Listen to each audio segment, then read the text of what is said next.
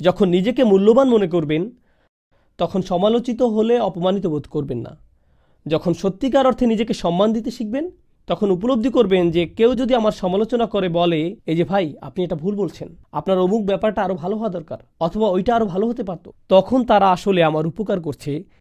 আমার কাছে মনে হচ্ছে না যে আমি অপমানিত হয়েছি। কারণ আমার যদি খুব নিম্নমানের আত্মসম্মান থাকে তখন সমালোচনাকে মনে হয় আমাকে যেন আরো নিচে নামিয়ে দেওয়া হলো। কিন্তু আপন অন্তরে যদি নিজের দাম থাকে তখন এমন অনুভূতি আর তৈরি হয় না।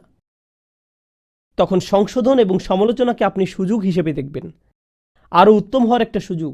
এটাকে তখন আর অপমান মনে হবে না। এই দুনিয়ায় প্রেরণ করার বহু পূর্বে আমাদের রুহগুলোকে সৃষ্টি করা হয়েছে। তারপর একজন ফেরেশতা আল্লাহর নির্দেশে একটি রুহ নিয়ে আমাদের মায়ের গর্ভে দিয়ে দেন। তারপর এই পৃথিবীতে আমাদের জন্ম হয়। আর এখানে আসার আগেই আমাদেরকে আমাদের বিশ্বাস নিয়ে প্রশ্ন করা হয়েছিল। আর মৃত্যুর পর আমরা অন্য আরেকটি জীবনে পদার্পণ করব। প্রজন্মের পর প্রজন্ম ধরে সেই জীবন চলবে। অনেক মানুষ হাজার হাজার বছর ধরে কবরের জীবনে রয়েছেন, ওইটাও জীবনের আরেকটা অধ্যায়। সুতরাং আপনি যখন এভাবে জীবনের ভ্রমণ পথের সবগুলো থামার জায়গায় নিয়ে চিন্তা করবেন, আপনি উপলব্ধি করতে পারবেন যে এই জীবন অর্থাৎ এই পৃথিবীতে আমার জন্ম থেকে মৃত্যু পর্যন্ত সময়কালটা আসলে এই ভ্রমণের সবচেয়ে সংক্ষিপ্ত সময়কাল।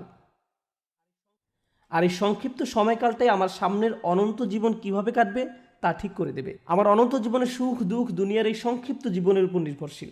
তাই এই দুনিয়ার প্রতিটা মুহূর্ত গুরুত্বপূর্ণ। ফ্রি টাইম বলে কিছু নেই, ফ্রি টাইম বলে কোনো কিছুর অস্তিত্ব নেই। তাদের দিকে ভ্রু কুঁচকে অথবা কঠোর চোখে তাকাবেও না। এখানে কোনো বিধিনিষেধ বা কোনো কিছুকে বারণ করা হয়নি। এখানে একটি নির্দেশ দেওয়া হয়েছে, পিতামাতার সাথে সদাচরণ করবে। এটাই কোরআনের আমাদেরকে এটা বলার একটা ইনক্রেডিবল পথ যে পিতামাতার সাথে আমাদের আচরণের ধরন কিরকম হওয়া উচিত, এবং এই ধরনটা হলো সদাচরণ হলো সর্বনিম্ন পর্যায়ে। আমাদের সালাতে অথবা হজে অথবা যে কোনো ধরনের ইবাদতে আমাদের এসব ইবাদত কবুল হওয়ার জন্য কিছু মিনিমাম শর্ত রয়েছে, যেগুলো না হলে আমাদের ইবাদত কবুল হবে না। কিন্তু এই সর্বনিম্নের পরেও কিন্তু আপনি আরো ভালো করতে পারবেন। ইবাদতে ভালোর কোনো শেষ নেই। আপনার সিয়াম সবসময় আরো ভালো হতে পারে, তবে আপনার সিয়ামকে বৈধ ও কবুল করার জন্য কিছু মিনিমাম কাজ রয়েছে যা আপনাকে করতেই হবে। নামাজকে নামাজ হিসাবে গ্রহণযোগ্য করার জন্য কিন্তু সর্বনিম্ন কিছু শর্ত রয়েছে। আর আমরা জানি কোনো জিনিসের গ্রহণযোগ্যতার জন্য ওই জিনিসের সর্বনিম্ন পর্যায়টাই ধরা হয়। তবে এই বিষয়টা যখন বিশেষভাবে আমাদের পিতামাতার ক্ষেত্রে আসে, আল্লাহ এখানে যেটা করেছেন, তিনি বলেছেন তোমাদের সবচেয়ে ভালোর চেয়ে যদি সেটা নিচে হয় তাহলে নামা আমওয়ালুকুম ওয়া আওলাদুকুম ফিতনা। আল্লাহ একটি কারণে এই কথা বলেছেন। তোমাদের সম্পদ এবং সন্তান সন্ততি তোমাদের জন্য একটি বড় পরীক্ষা। বিশেষত ছেলে মেয়েদের পেছনে যদি নিয়ন্ত্রিত উপায়ে টাকা পয়সা খরচ করা না হয় তাহলে তারা বিশাল এক পরীক্ষার বিষয়ে পরিণত হবে। মাঝে মাঝে বাচ্চাদের কোনো কিছু কিনে দেওয়া উত্তম, মাঝে মাঝে তারা যা চায় তা না দেওয়া উত্তম, মাঝে মাঝে তাদের থেকে দূরে সরিয়ে রাখা উত্তম। এটা গুরুত্বপূর্ণ। এটা শুধু পুঁথিগত বিদ্যা নয়, শুধু আলহামদুলিল্লাহ বলা শেখালেই হবে না, এই শিক্ষার উপরে জীবনযাপন করতে হবে। আমাদের দোয়ার মাধ্যমে আমরা আল্লাহর সাথে সংযোগ স্থাপন করি। আমাদের দোয়া এমন কিছু নয় যার মাধ্যমে এই দুনিয়া জান্নাতে পরিণত হবে। পৃথিবীর এই জীবনে পরীক্ষা থাকবেই। আমাদের চেয়ে বহুগুণে উত্তম মানুষদের জীবনে সমস্যা ছিল, আর এটা ঠিক আছে। লাকাদ খলাকনাল ইনসানা ফি কাবাদ। আমি মানুষকে সৃষ্টি করেছি অত্যন্ত কষ্ট ও শ্রমের মাঝে। কষ্ট ক্লেশ জীবনেরই অংশ। দুয়ার উদ্দেশ্য হলো আমাকে আপনাকে এই কষ্টগুলো মোকাবেলায় সাহায্য করা। আর কখনো ভুলে যাবেন না যে আল্লাহ আমাদের সাথে আছেন। আল্লাহ আজ্জা জাল্লাহ আমাদের সেসব মানুষদের অন্তর্ভুক্ত হওয়া থেকে রক্ষা করুন যারা ঈমান হারিয়ে ফেলে। আল্লাহ আজ্জা জাল্লাহ আমাদের মর্যাদা দান করুন এবং আমাদের এই কথা স্মরণে রাখতে সাহায্য করুন যে মানুষ আপনাকে অপমানিত করতে চাইবে যেভাবে তারা মরিয়ম সালামুন আলাইহাকে অপমান করেছিল। লোকে আপনার সম্পর্কে কি মনে করে আর আল্লাহ আপনার সম্পর্কে কি মনে করেন, এর মাঝে বিশাল পার্থক্য আছে। ওয়ালাকাদ কাররামনা বানি আদম। আর আমি তো আদম সন্তানদের সম্মানিত করেছি। আল্লাহ আজ্জা জাল্লাহ আমাদেরকে তার নিকট সম্মানিত মানুষে পরিণত করুন, মানুষের নিকট সম্মানিত করার পূর্বে। রাসূলুল্লাহ সাল্লাল্লাহু আলাইহি সাল্লাম হয় এমন কোনো কাজে নিজেকে ব্যস্ত রাখতেন যাতে আল্লাহকে খুশি করত, অথবা তিনি এমন কোনো কাজে ব্যস্ত থাকতেন যা আল্লাহর কোনো সৃষ্টির উপকার করত। তিনি হয় শুধু আল্লাহর জন্য কিছু করতেন, নামাজ পড়া, জিকির করা, এই কাজগুলো ছিল শুধু আল্লাহর জন্য, অথবা তিনি কাউকে সাহায্য করতেন, তিনি কাউকে পথ দেখাতেন, শিক্ষা দিতেন, এমনকি তিনি মানুষকে জীবিকা উপার্জনের জন্যও সাহায্য করতেন। এভাবে তিনি অন্য মানুষদের সব ধরনের সাহায্য করতেন। এখন আপনি নিজেকে প্রশ্ন করুন, এই দুই ধরনের কাজের কোনটি আপনি করছেন? আমি কি এমন কিছু করছি যা আল্লাহকে খুশি করছে, বা আমি কি এমন কিছু করছি যা কারো জীবনে স্বস্তি নিয়ে আসছে? মূলত আল্লাহ অন্য একটি সূরায় রাসূলুল্লাহ সাল্লাল্লাহু আলাইহি সাল্লামকে এই কাজগুলো সম্পর্কে বলেছেন, ফাআম্মাল ইয়াতীমা ফালা তাকহার ওয়া আম্মাস সাইলা ফালা তানহার। সুতরাং আপনি এতিমদের প্রতি কঠোর হবেন না, আর ভিক্ষুককে আপনি ধমক দিবেন না।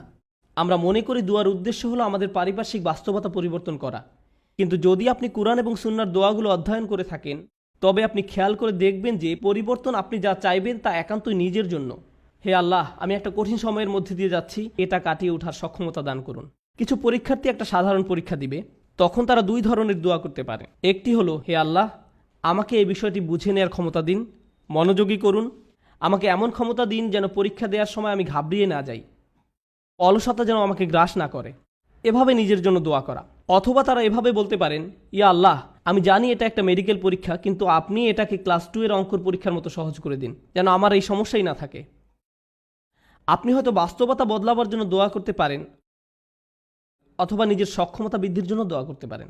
বেশিরভাগ মানুষ যারা ধর্মবিশ্বাসে দুর্বল, তারা নিজেদের ক্ষমতা বৃদ্ধি বা নিজেদের পরিবর্তন চায় না। আল্লাহ হলেন আল আলিম, আল্লাহর কাছেই সকল জ্ঞান, আর আল্লাহ জানেন সঠিক কাজটি আমাদের জন্য সব সময় উত্তম। আমরা মনে করি আল্লাহর উপদেশ শুনলে আমাদের কষ্টে পড়তে হবে। প্রকৃত ব্যাপার হলো, অনেক সময় আল্লাহর কথা শুনলে আসলেই কষ্ট পেতে হয়। এটা জীবনের একটা বাস্তবতা। আল্লাহর কথা মান্য করলে কখনো কখনো অসুবিধায় পড়তে হয়, আরামে নয়। সবচেয়ে সেরা যে মানুষেরা আল্লাহর উপদেশ শুনেছিলেন, তারা ছিলেন নবী রাসূলেরা, আর তাদের জীবন ছিল সমস্যায় পরিপূর্ণ, ঠিক কিনা?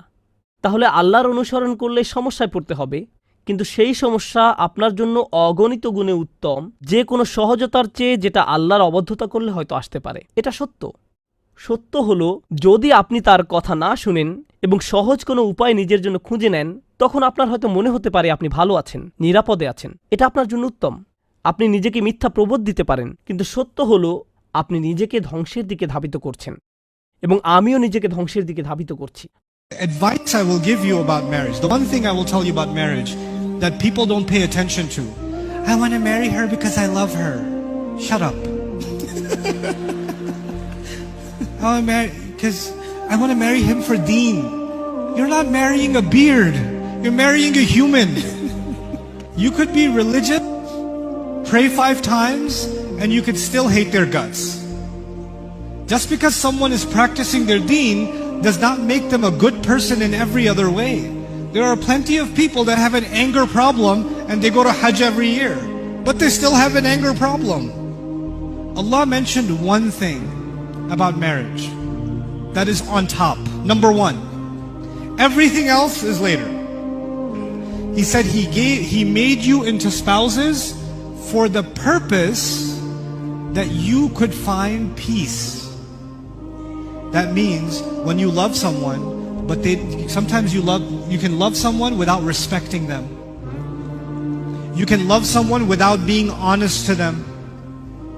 You can love someone without caring for them properly. You can love someone but hate their family.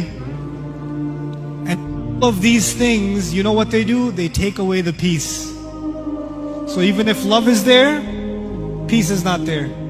And when peace is not there, the purpose of the marriage is gone.